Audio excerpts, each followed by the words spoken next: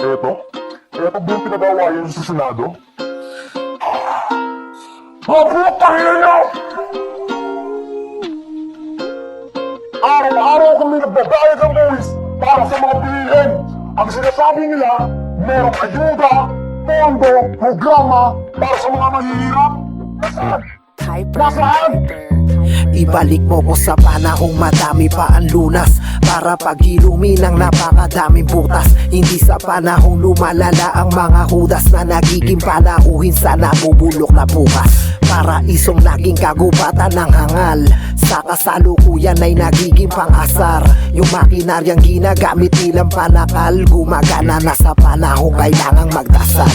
Panunumpang kamay tila inabot ng pulikat, tila isang sumpang pasan-pasan mo sa balikat. Ngayon humaharap ka sa nagkukumpulang sugat, gawa ng salitang matatamis nilang palukas. Sumasayad na sa utak ang maling nalalasa, pinahangad na pagbabago ay malabong maganap. Hanggat ang itim na usok ay ating nalalanghap, wala ng patas na mararamdaman sa hinaharap.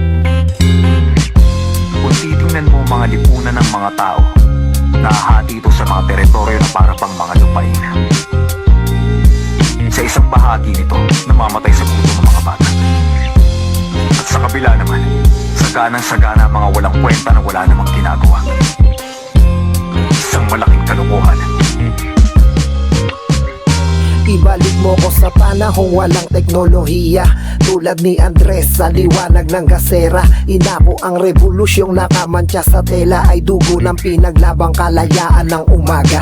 Nag-iba yung mapasada ang tinadaluyan, madami ang kutsarang patagong sinusubuan. Mga sikmurang pilak na hindi nabubulunan, umaako sa panlasang di nila pinaglutuan. Umalat na ang pawis at nahilam ang mataga, yung ang pagod ay sa pandaraya lang nadadala. Kilo-kilong butil ay galing sa pagod ng iba, parang liyong nag-aabang sa kahinaan ng usa. Dalin mo ko sa panahong tahimik ang paligid, kung saan hindi gaanong sumusugat ang talahib. Hindi sa kasalukuyang may duming ipinapahid sa kamay ng taong ganid at sukdulang mapanganib.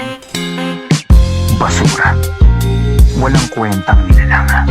Bakit sinasabi ng basurang nilalang na yan ay isa siyang dakilang hari? Ano bang klaseng katangahan ito? Sa kamay ng isang inutil, ang kapangyarihan walang naidudulot kundi kapahamakan. Isang lahi ng mga tanga lang ang papayag ng ganitong sistema. Mga mangmang din kayo katulad ng leader ninyo. Subukan nyo lang mag-isip kahit konti. Sa abot na makakaya niya maihin ang utak ninyo.